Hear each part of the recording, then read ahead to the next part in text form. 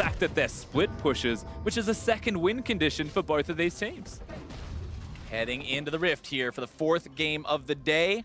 Worlds 2017 play-in groups, day number 2. Remember, at the end of today, Rusty, 2 of these teams are going home. For some teams at Worlds, right, Worlds started yesterday. It ends today for 2 of the teams. If you are not in the top 2 of your group at the end of your 2 days of group play, Worlds is over. It's such a rapid system compared to what we're normally used to seeing that for a lot of people watching this, it's like, wait a second, are you sure they're going home already? I'm not sure. Don't you have a second week of this? And the answer is no. This is where they have to show up. This is where you have got to prove that you are worthy to continue playing, that you deserve a chance at the knockout best of 5. And that is what Gambit Esports has to do now.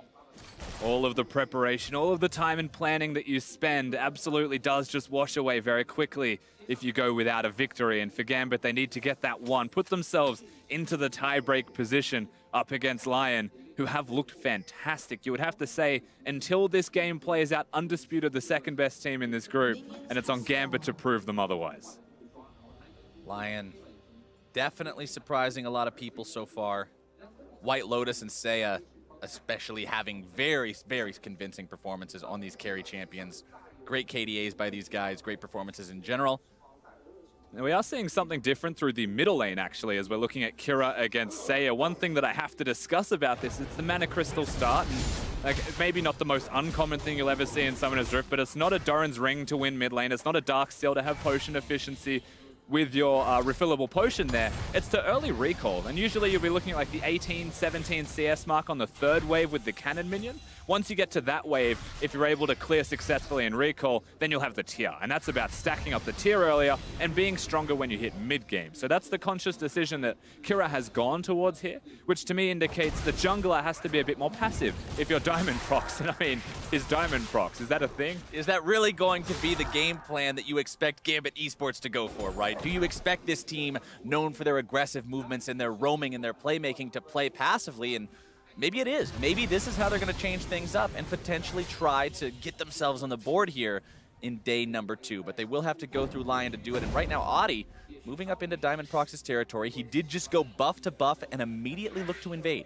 Yeah, Diamond doesn't have to be aggressive if Audi is going to be the aggressor, of course. He looked fantastic playing against WE, but that was when Condi was going towards him. He returned the favor nicely, and so Audi is going to try his hand here at this camp. Audi will successfully steal away 1 mini chicken. Now he gets 2. Cass going to be down on the ground. Diamond Prox gets 3 of the small ones, but Audi takes the big monster away from the camp and wins out in the trade.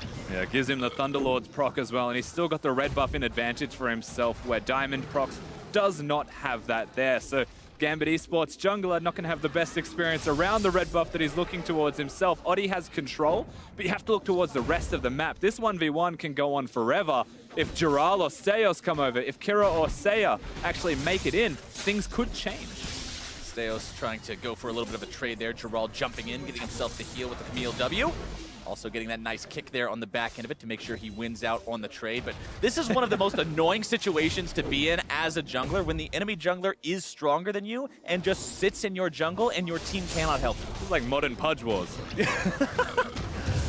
Flashback, but Diamond Prox now potentially in a lot of trouble here. Flashes over the wall, gets himself within his turret range and stays safe, but Audi will continue just hanging out in the enemy jungle. Steos moving himself over. Might look for a way to do something here. Drops the counter-strike, gets himself away, hops over the wall to the Krugs. Stays safe. I mean, he'll get out fine, but he also has no health because he's losing the top lane. Audi still has complete control in the jungle, and by the time the Jax got here, Gragas had already flashed away. So ultimately, Gambit way too slow to the punch. Sometimes you just have to sacrifice your own lane to help your jungler and hope that the reciprocity is there, and then he'll come back and help you. But neither of those things happen. In fact, the J4 may have an opportunity to do some damage here to the Jax. Let's see if Audi can make this gank work out. Hook shot comes out, not going to be finding the stun just yet. Counter-strike coming out here as Steos gets himself away. Audi's gank not incredibly effective, but at least he did get that red buff before he leaves enemy territory. Yeah, really well played in the game of chicken there from Steos to be able to not have to use his flash, not have to jump to safety, just counter-strike and bait spells out of them. They don't choose to flag drag either, so Audi will just back it up. He's got his red buff. He's a pretty happy camper as far as he's concerned. And now he gets to go back and clear a majority of his own jungle that is always going to still be there when you spend most of the early game in Diamond's jungle. Taking a look at the farm across the board, you can see a little bit of a lead for Lion there in the bottom lane. A little bit bigger of a lead for Gambit in mid lane, and top pretty much breaking even. Seiya going aggressive here in a trade onto Kira. Talked about Kira starting with that mana crystal, sacrificing some early game power. Seiya taking advantage of that for now as Diamond Proc shows up mid, but he doesn't accomplish a whole lot of anything. Yeah, still almost equalizing. It feels like by not recalling, Kira's going to go towards the Catalyst build. So he should be going towards the Abyssal Mask build, presumably. May do Rod of Ages, however, as Jarvan is not a magic damage dealer. And so it might be more efficient to have that AP as Seiya still going. Diamond Prox just cannot catch a break. He gets invaded time and time again. Tries to walk over and smite the big chicken, but it has lost its patience and will not be taken just yet. Steos is coming down, though. He might have the jump. Steos jumping in, Counter-Strike active, really threatening onto Audi here, who needs to find a way to get away from this one. No longer has his flash available. Steos trying to jump in there, might be able to find the first blood, and it goes over to Diamond. That is righteous justice for having spent so much time with his opponent in his jungle. Now he gets his revenge. Absolutely. So the Jax finally comes back down. Audi does not have his flash throughout all of this. The Jax does, and he flashes very aggressively past the Jarvan to ensure there's no taunt that's going to connect, and actually redirects him in range of the body slam. So Diamond does get his red buff back after all, and that sweet justice you mentioned is going to be had by Gambit Esports. For all the work that Lion Gaming put into setting the Gambit jungler behind, it's all undone with that first blood going over to Gambit. Assist money also going to be on to Steos there, so he makes up for some of the money that he would have sacrificed losing the farm, making that roam down towards mid. And honestly, they couldn't have asked for that to go much better. Absolutely. But you know what, Captain Flowers? I'm a little bit confused with this middle lane once again. Just the items. He still went for the tier, and instead of recalling early, starting Mana Crystal, he chooses to go towards the tier and just recall later. So now he's going to delay his tier timing, and he's still going to go towards the Catalyst afterwards, which is fine and expected. Edward actually up in the top lane as well, doing his standard. This looks like very much a more well-rounded and normal Gambit. Yeah, this is what we expected to see from this team. Those super early level, well, pre-level 6, I should say, support roams before anything really else happens. But he can't quite find the angle he's looking for, so not going to find that payoff just yet. Steos looking pretty comfortable in this matchup, 1v1 topside now on the Jax. Even though the Camille has better itemization through the Phage, he's really not worried about it. But now, Giral with more health, more mana, to this. might be able to win this fight. Issues the Hextech ultimatum, the Galio coming in, and it might just be an outplay. Nope! See you later, Giral grabbing the kill. And the outplay is the damage reduction as well that the Galio ultimate's going to provide to Giral. So they get the kill. You call it the 1v1, but I could still see an assist down there for Seiya. He's going to be able to pick that one up, go back towards the middle lane, and that's big for the Camille. This is a stark contrast to what we saw the last time these two champions faced off against each other. And quite simply, it's just about being that little bit stronger, ultimately from the damage reduction. One auto attack is what separated them. I mean, if you didn't have that damage reduction coming in there, Steos outplayed the heal from the Camille. He got inside of the inner part of the cone he first. reduced it. He would have managed to win that, but woulda, coulda, shoulda, who knows? It didn't happen, and thanks to the Galio, thanks to the presence of mind from his mid laner, Giral now has an extra edge in that 1 versus 1. And once again, last time they played against each other, Giral was the Jax and he was winning the matchup. So perhaps it is the player more than anything else, Captain Flowers. Perhaps it is. Still to be seen, of course. They're both split pushes. They're both scalers. Jax will have that really big spike with the Sheen moving forward. One thing I also want to keep an eye on as we move forward, closer and closer towards the 10-minute mark, closer and closer towards mid-game, rolling around a few minutes after, is Infernal Drake is the first one spawning this game, which means teams may be more apt to fight for that than they would from other ones. If you had something like a Cloud Drake or potentially even an Ocean or Earth Drake, teams always want these Infernals. They always want to get those damage bonuses, especially when you have these carry-style top laners like the Jax, like the Camille. You get so much value out of it. I would expect to see a fight for that sooner than later, but if a fight does break out on that end of the map, you do have an advantage on the side of Gambit Esports, considering they have TP available there for the top lane. Expertly traded to an extent from Steos just there as well in the top lane, and to bring it back, as they are going to fight for this blue buff a little bit first, Drake is a place they could look towards, but this seems to be like the higher immediate priority and the safer priority that they can look towards. Gambit want this blue buff. Let's see if Seiya and Adi can defend here. Blue buff down below 1,000 HP. Taunt coming out from Seiya. Counter-strike on Steos, keeping himself alive. Giral trying to jump in there with the hook shot. Diamond Prox potentially going to be caught out here. Oh, trying no. to flash over the wall. Doesn't find his way out just yet, but Giral going to be the one almost going down. Seiya grabbing the kill onto Diamond as Giral falls as well. 1 for 1 so far. Gambit walking themselves out.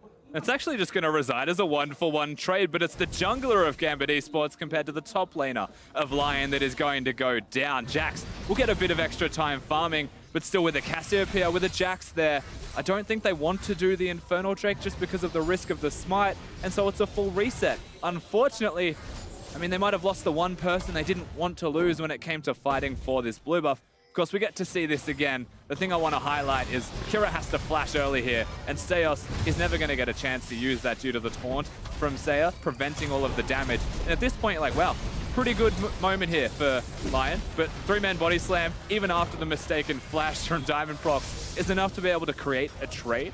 So ultimately, the mistake, almost a blessing. Yeah, the flash was really unfortunate there, Yeah. but it ultimately worked out okay at the end of the day. Granted, Gambit was not able to steal the blue buff away. Want to go ahead and comment on that one as well. You did see that go over to Seiya. So the initial mission failed, but everything worked out sort of all right. 1 for 1. Not the most convincing of victories, but definitely not a loss either. 400 gold, the lead now for Gambit Esports over their counterparts in Lion Gaming. And honestly, Gambit's doing a lot better than people might have expected them to do based on their performance yesterday. They did not look convincing in either one of their games. Today, they're coming out swinging against Lion. They're making the kind of plays we would expect from this team, and it just looks like they feel more comfortable. Yeah, we saw it for 5 minutes in their second game, and it looks like maybe they've just continued to warm up that little bit more every single time they've played on Summoner's Rift. They're rotating, absolutely right. They are able to get Edward to the top lane. They're able to get the Jax now coming down, and he's even looking towards an opportunity in the mid lane.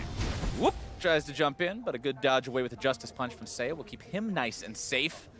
The two members there, Steos and Kira, the members of Albus Nox that impressed us so much in 2016 Worlds, now on this Gambit Esports squad in 2017, hoping to make the same type of a run that they did last time around, but having a little bit more trouble out the gate compared to them. A much longer way to go this time when you want to talk about that run. They need to try and get this victory, get another victory over Lion later in the day, and then win a best of 5 against one of the other teams competing, presumably from Pool 1. So, look, that journey is going to be a little bit more difficult for them so far, and it's long. But Lion now starting off the Infernal Drake, like we mentioned a couple of minutes ago. And Gambit are looking at this. There's definitely an opportunity for them to fight for it if they choose. Steos has his teleport available. They can try to force a fight on this if they want to, but Lion will go ahead and secure it for themselves. The early smite into the Rin from Callista means Infernal goes their way. I think the big scare is that Giral was down there just so early. They choose to get Steos the extra farm, extra experience in the top lane, and perhaps force this teleport. Ultimately, whilst the teleport being forced is not bad timing for Lion, there's still a moment and, you know, a window of opportunity for Gambit to make a play adverse on the other side of the rift if they choose, just by being able to unlock their Jax. Want to go ahead and comment on the same thing that we saw yesterday? Giral versus Steos. Not the Trinity Force versus Trinity Force rush on both of these. We are seeing the Ninja Tabby on Steos first. Curtain Call opens up bottom lane, not to accomplish much of anything, No, quite he was honestly. trying to clear the wave, but Braum exists. And now Steos interrupting the hook shot from Giral, trying to keep him here long enough for Diamond Prox to show up and He's diving. make this gank happen. Diamond wanting to get in there. Nice cask! From downtown, so they lock it down. Giral's gonna die, and instead of using their teleporting member to go to the rest of the map, they bring Diamond Prox up to him, just knowing that Steos is able to win that 1v1 of his own accord, and suddenly the tower looks like a possibility, but thankfully Seiya exists to prevent it. Seiya shows up not in time to save his ally, but in time to save the turret, and considering Lion has put so much damage onto the bottom lane tier 1 of Gambit Esports, this might be pretty important as it could potentially buy them the opportunity to find the first turret and the gold bonus that comes with it. You'd have to worry if you're Lion here, not just because of the turrets, because the Jax has brought it back. Camille got the early kills, but things have shifted. Times are changing. And that Jax can outscale Camille very quickly, especially at that Trinity Force spike. Especially at the level 6 spike, where you don't have to commit an ultimate to trading against your opponent. It's just 3 auto attacks. Kira slithering his way down towards the bottom lane. Gambit Esports trying to mount an attack on this bottom lane tier 1 as they push the wave up, but realizing there's not really any sort of plays to be made. They're going to go ahead and send the jungler and mid laner back up towards the river. Just let that bot lane continue to push on its own. They still only have a 500 gold lead. Honestly, Rusty, if we're looking at the comparison between the economies of these two teams, it's a very close game. Yeah, it certainly is. There's a very big concern as well if you are Gambit, even with the 500 gold lead of the Kalista coming to the rest of the map. Right now, Braum and Kalista actually coming up towards top lane, trying to perhaps influence once again where that teleporting member of the team is to prevent any kind of number disadvantages if they sneak in. An immediate follow-up from Gambit Esports bottom lane as well as they move themselves up to the top lane, recognizing, hey, Lion's probably going to trade these off. We're going to do the same. Let's not be caught off guard by this. Yeah. And so we're just going to see a little bit of Australia lanes. Yeah. Because you're Australian. And now this gets to make sense. Because we're doing the Australian and not Australian co-cast. We're just like the top lanes. Thank you very much. They're engaging. Now we've got the engage, the stun. Kira trying to get himself away, but the team collapses and manages to find themselves the damage. White Lotus grabbing the kill credit on that one. I think Gambit just snuck away the Herald throughout all of this, so at the same time, from under the noses of Lion as they engaged onto Kira. I mean, they'll take that trade. It's actually pretty good, but they are pushing mid lane at the same time. Lion trying to get something back in exchange for that Rift Herald there, seeing if they can manage to grab themselves this objective. They already grabbed the kill onto the enemy mid laner. They don't quite have the damage to make the turret happen. Curtain Call opens up. Gentek's going to be tanking all those shots. They really don't do a lot if you have high HP, especially against a tankier target like that Braum, until the Jhin has more damage under his belt. Yeah. So he'll just walk himself away from that one.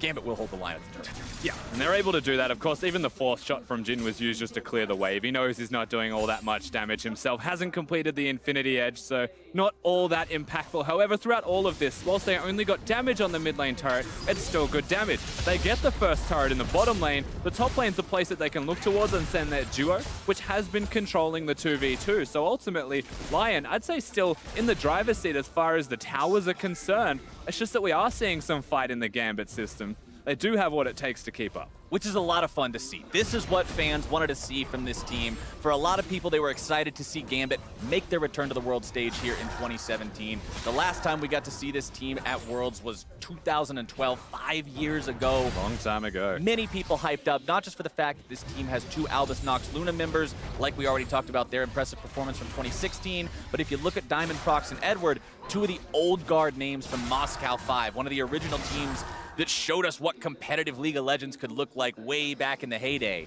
So for many, many fans, old and new, there's expectations for this team. They want to see them succeed. They want to have fun cheering for Gambit Esports, and right now, Gambit's giving them something to cheer. It's always an interesting conversation to have as well. You know, is that hype unjustifiably high just because the last time you saw them was Moscow 5 and they were just that good of a team? Yeah. But, you know, that's kind of fair to have those expectations because that's just what you want to see. And, you know, the fact that they do have some fight in their system is a pleasure to start to watch, and to see the improvement from game 1 to now, it's still there and it's still a marked improvement. I mean, for so many fans, it's just the fact that even if there isn't a logical reason to expect this team to be the same team that they were in 2012, there's still that same sort of excitement that you feel when you watch the team in 2012, when you watch these guys introduce us to what counter jungling looked like with the unorthodox Shyvana picks and 3-buffing the enemy team. They want to see those same kind of moves.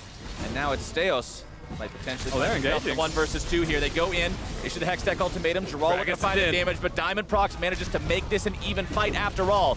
Trying to go in, back here onto Geralt as Sayas shows up. Now it's going to be 3 versus 2. Diamond Prox finding himself in a spot where he's almost not able to escape. Oh. Flash into the taunt is able to lock them both down, and Steos flashing over the wall, barely staying alive until double kill comes in from Geralt. Geralt comes up clutch a couple of times. They're hitting these hook shots. Saya makes it an unfair fight in the first place just by being that Galio. He's able to rotate extremely quickly, and we're seeing no impact from Kira. If we're going to contrast these mid laners, whilst the advantage was there for Seos, how quickly things start to shift in the other direction just because of the numbers game that Lion are winning. Lion grabbing themselves another Drake. They're also going to grab themselves another turret. They will lose the one topside, so Gambit grabbing that means they're going to have a little bit of extra global money, but let's take a look at the play. And first thought is that this was a good ultimate from Diamond Prox. Separates the 2 players, but Seos is well and truly out, and Diamond Prox is now completely stuck. Saya very much aware of the flash being up and available, has one of his own, and is even able to find the Jax through that. So incredibly well played and smartly played from the mid laner of Lion. I always forget how far the distance of Camille's hook shot is until you see it in action. You're like, oh wait, she can close that level of distance. The fact you can flash after it as well. Yeah, the amount of distance it covers. It's pretty dirty sometimes, and Giral manages to get himself his 3rd kill off the back of it. But now Shelly charging into the tier 1 turret here in the mid lane against Lion. Gambit trying to grab themselves the 2nd turret, see if maybe they can even that count up. Edward going to be soaking some damage from those turret shots. But they do get what they came for, and the game is still within 500 gold, Rusty. Neither one of these teams is pulling that far ahead. It's just blow for blow, back and forth. And that one trade just there from Gambit is the reason that it is so close, because ultimately after the kills that happened in the bottom lane, there was a trade up from the side of Lion. They get a turret and they get the Drake, where it was just one turret in the top lane that the Jhin was able to secure meanwhile on the rest of the map. So the fact they get the mid lane turret, everything equalizes, and it feels like we are still in a game that's closer than it ultimately should be based off what I've been seeing from Lion so far. And we've talked a lot about the Jax versus Camille and the snowball and the split push and this kind of 1v1 super duel between the top laners, and checking in on sort of the status of that as we go forward. You can see a lot more farm on the Jax, but just a better KDA on the Camille overall. The gold between the two, a couple hundred gold better for the Jax, but that's about it. This isn't one of those runaway situations. These two are still very evenly matched. That was a really nice play from Giral. Definitely evading that counter strike and immediately delivering the Justice a killing spree, flashing the emote, letting him know he came to the wrong neighborhood. Oh, and he's feeling himself now. Giral's able to get that 1v1. So I should say a little bit too deep, to be fair, from the Jax. Not too sure where he was going for that dive, but now the pressure continues through this top lane 1v1. Not just the KDA starts to go in favor of this kill now. It's a little bit more. You always got to respect the ability that Camille has to have that brief iframe as she goes into the air for the ultimate, dodging away from the stun. And now they're looking to make the dive here onto Diamond Prox in the bottom lane. Cass going to get himself away for now. But Genthix and Giral now have the opportunity to lay more damage into this tier 2 turret. Another Q thrown out by the Gragas to clear the minions away, keep that turret alive. But it's Lion with control over the bottom part of the jungle of Gambit Esports. Yeah, and the ultimate did double the work there for Diamond Prox, helps clear the minion wave as well as save himself, so he'll get out okay. The turret will get out relatively unscathed considering, but even taking the turret, tanking it just to get that extra bit of damage down, Giral, knowing what the champion he is, does on Camille. Very well done from the side of Lion, and they're starting to creep a little bit further ahead every single time. It's these really small details, but it's no longer 500 gold. Right, we're up to over 1,000 gold now. Items starting to come online for multiple members. You've got the Cinder Hulk, Knight's Vow, very standard tanky supportive style jungle build coming out for Audie's Jarvan. You've got Adaptive Helm and Randuin's both completed for Seiya, very strong now on the front line. Giral working on that Titanic Hydra to go along with his Trinity Force. So these members on this team, even the Blade of the Ruined King and Runan's Hurricane for White Lotus's Callista, everybody's starting to get to the point where this team could be very scary, given the right situation. Oh, they're going again. X-Tech ultimated him a little bit early that time. Won't dodge away from the stun, but he's got Seiya here to make sure this is still not going to be a fair fight. Nice interrupt there using the Justice Punch. Oh, no. Counter strike. Giral jumps a little bit too far backwards, but the flash makes sure he gets the kill anyway. So no one saw anything. He's still there. Jax dives at the end. They're able to push bottom lane. They've got a minion wave coming. If you're Giral, you just keep going. That's at least one free turret to be seen for yourself. Galio can go back towards the mid lane. Baron's the only concern, the only threat, but they've already got vision there. They're completely set up to defend it. Honestly, Lion has been getting so much value out of these Galio ultimates this game. Flash away by blasting to survive the attack from Genthix and White Lotus. They're utilizing the Callista ulti offensively. Seiya now back in the mid lane. Giral still split pushing bottom, like you said, and we've still got 10 seconds before PvP's back up. Yeah, and suddenly the 1 and 4 Jax is becoming the problem for Gambit Esports. Where do they go from here? Because ultimately against the Camille, there's no such thing as just scaling up, becoming a split pusher. He's already doing that better than you are. You need to actually look towards starting to group, perhaps, get the team fight going. The Counter-Strike is a game changer if you're able to hit the correct targets. But you'll need those teleports, you'll need those flanks, and I mean, that's another feat entirely. I've always commended the vision control of Lion when they really want the objectives. A lot of Gambit Esports members hanging around the mid lane right now, but they've already taken the turret. There's not really a lot they can do there, so quickly going to be forced backwards, having to regroup now. 2,500 gold behind their opponents. Next Drake spawns here in a minute. Baron is live. We are 24 minutes into the game, so that's always a possibility if a fight goes heavily one way or the other. but Lion continue to, like you mentioned a few minutes ago, appear as if they're in the driver's seat despite how close the game has been, simply because they're showing how good of a team they are. Yeah, and if nothing else, it's just the momentum, basically, right, that is going towards them. And that momentum is enough to sneak objectives, to get towers, to get solo kills, just because the enemy team, in this case Gambit, doesn't know where the opposing team's going to be. They've just got one bit too many pieces of control around the rift. Wards that are starting to go down. You can see them on the minimap in the river, starting to control majority of that area. We'll have to see how Gambit can try to find a way to get themselves into a power position this game. They've been slightly behind for a lot of the game. They have been able to make some plays. It's a green highway towards the top lane where Saya's going to go for himself. So once again, Vision gives a turret. Gambit now try to trade. And we're in this really weird back and forth for them where the pressure's on for our red side. Blasting 0-0 and 0 on the Jhin. Edward's Alistair 0-0 and 0. We talked about the KDA for Edward not being up to where a lot of people were hoping it was going to be on day number 1, but I guess 0 is still an okay KDA. I mean, it's not negative. It's not negative. It's not bad. It's just 0. He hasn't committed any big errors yet, but he also hasn't been around to make any sorts of big plays. We saw a couple roam attempts that never really came into their own, so... He's cosplaying WE's support. Yeah, still waiting on him. Still waiting on him to find that opportunity and find that angle as Gambit does get themselves their first elemental Drake of the game. Yeah, but at 25 minutes, you know, the Oceans, it's nice to have. You've got a Cassiopeia with a mana pool. Jhin always needs the mana, isn't going towards the Essence Reaver build, so you'll take it. But at the same time, what did you sacrifice for that? And it's extra control. The one bush they had for themselves in the river on the top side of the rift is removed, and Saya starts to pressure. Saya with the taunt, flashing forward to make sure he's able to find Blasting, tries to get the Justice Punch, only lands it onto Edward, as now they're looking to make even more happen. Giral coming over the wall, putting the damage onto Diamond. Hextech Ultimatum now issued, knocked backwards with the cast. Very nice placement on that one. Now Saya coming in with a heroic entrance. Edward's still going to be finding multiple people with the Pulverize. He's the first one to go down. Giral's still barely going to be kept alive by the Camille passive. Genthix walking away from the turret. So much damage. The double kill for White Lotus. Make that one a triple, blasting the last man up, and he will not be for long. The last kill goes over to Saya, and the clean ace for Lion Gaming. And clean's the name of the game here. All 5 people alive. Lion will just take the turret, look towards the Baron. Anything they want on Summoner's Rift is theirs because they just outplay and out-execute their opponents in this game. So clean. That looked like it could have gone so many different ways, and it goes the best possible way that it could have for Lion. Now they're moving on to the Baron. Now they've got the opportunity to take this objective while still having Giral in position for the split pushing.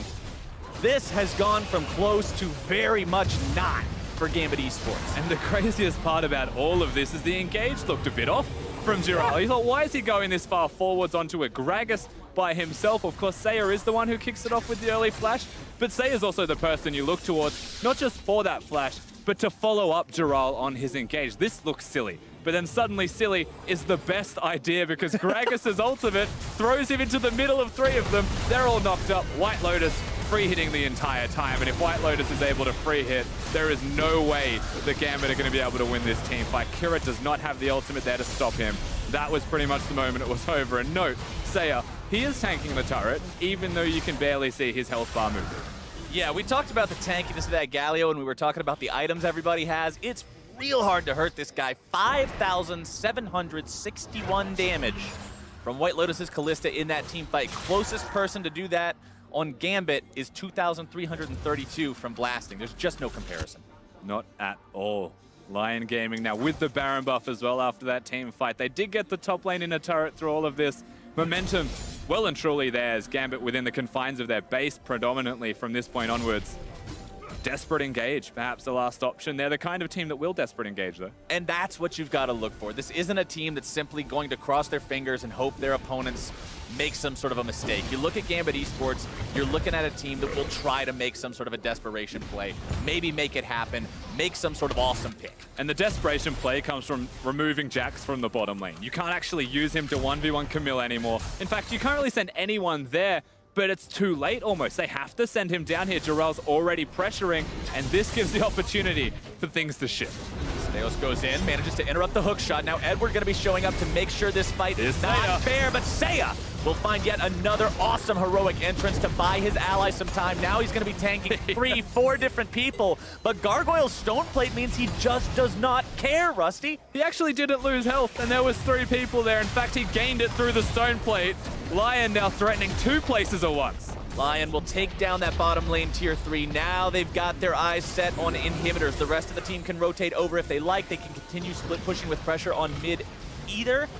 Also, I should say, but so many different options for this team at this point in time. You're 10,000 gold up, 30 minutes into the game. You've still got the Baron buff for another 90 seconds.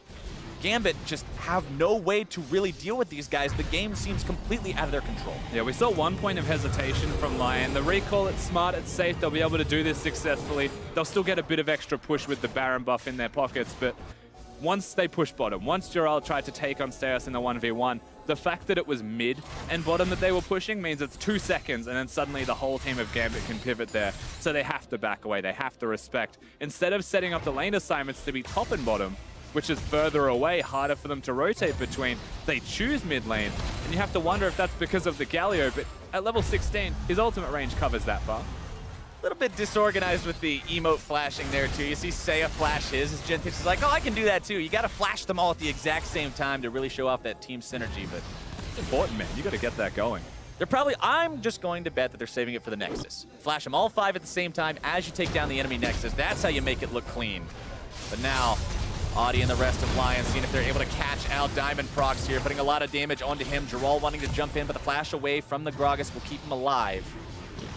He uses the flash, but he also uses the ultimate throughout all of this, and that's 2 big cooldowns start to go missing as now they continue to pressure Lion through their bottom lane in the top laners fighting each other. Edward finding a little bit of damage onto Audi, and I mean a very little bit right there. Dural now going to be drawing the aggro. Here we go again. People. Here comes the heroic entrance. Steos the one who's going to be burst down very, very rapidly. The Cataclysm coming in, nearly going to be taking him down at the start of the fight. Audi limping away from this fight as Edward now going to be chased down by the rest of Lion Gaming. They're onto the back line of Gambit Esports. Kira's caught out, stunned up, brought down. And Edward tries to get himself out while covering for his team. Lion has found their way onto the inhibitor. They're still fighting Gambit in the back lines as well. It's a 1-kill fight, but it goes the way of Lion. They get the inhibitor on top of it, and they walk everyone out. And they still get the structures. I swear Seiya is just getting back scratches from the opponent's side of Gambit Esports here. And I thought they had weapons. Evidently not. They're not able to do enough damage, not able to pick apart the tanks, and suddenly they're able to walk it out and get an Infernal Drake for their troubles on the back end of that, as if they needed that as well. Jax has quotes about maybe if he used a real weapon. It's about time to find one now because the damage just isn't there. Yeah, definitely not. Of course, we get to watch this again, and majority of it, you won't really notice what Seiya has done in terms of impact. This was a big taunt from him, however, able to keep the fight going for them, secure the first kill on the Kira, but he's still there. How are you going to get through him when he just stands in front of you? No one's going to be able to defend that inhibitor. All right, bot lane inhibitor down is the best inhibitor to have down when you're potentially looking at Baron. Baron is going to be alive here just under 2 minutes. Lion knows this. They can continue applying pressure, keeping their opponents back, making them blind to the map, setting up wards in the meantime. And you'd want to say one saving grace perhaps is how quickly Jax does clear those super waves, and the fact that he still has teleport after the last fight that happened, as it was inside their base. But right now, 1 minute, 20 seconds till the Baron spawns, they send Kira down there to get some free gold, some free experience by himself. I mean, he's only level 15. He's going to have to catch up to the 18 of Seiya, who is miles ahead of him. And so they take their opportunity to use some time to put him into the side wave. But as of right now, it's time for Jax to go down there if they want to keep the supers out. And we're starting to crest the 4 items, not including boots, count all across the board for Lion Gaming right now. These guys are getting to the point where the builds are almost done. And they're just frightening. You've got the Warmogs now completed, as well as that Stone Plate over there for Seiya, especially working to make him that much tankier. We've seen the Mercurial Scimitar already be used by White Lotus to cleanse him of those CC effects. Also having the Lord Dominic's Regards means these tanky frontliners on Gambit really aren't that tanky, and Gambit has to execute Nye perfectly to even hope to win one of these fights. And this is one of those moments where you have to look at the Jhin and just really ask why. You can see what Jhin does for a team, but when you've got a team composition that's set up for a hyper carry, you're not really possessing enough damage right now, and they haven't been able to use it at all. So Jhin not having the impact that was needed for a Gambit AD carry, whereas Lion's AD carry, White Lotus, has been going off. I mean, we've seen a couple curtain calls open up, and it seems like they accomplish practically nothing as they're just absorbed by the front line. Diamond Prox walking a little bit too close to that rush, and he has no escape mechanisms left. Might be trying to use the ulti to escape. Does do so for now. Walking away with the stone plate, but White Lotus unstoppable with the damage. Edward now going to be stunned up even through the Alistair ultimate. Oh, they're diving. He's still going to drop. In comes Seiya. The dunk into the ground. The double kill for White Lotus. The taunt comes through onto Kira. The triple for White Lotus, looking to make it even more. He's got the quadra. Oh, they're gonna give it over. The pentakill for White Lotus. Big pentakill, and the whole game goes towards Lion. They're going to be able to kill the Nexus as they'd like right now. Big performance from the AD carry. Pentakill, penta emote, Lion Gaming. What a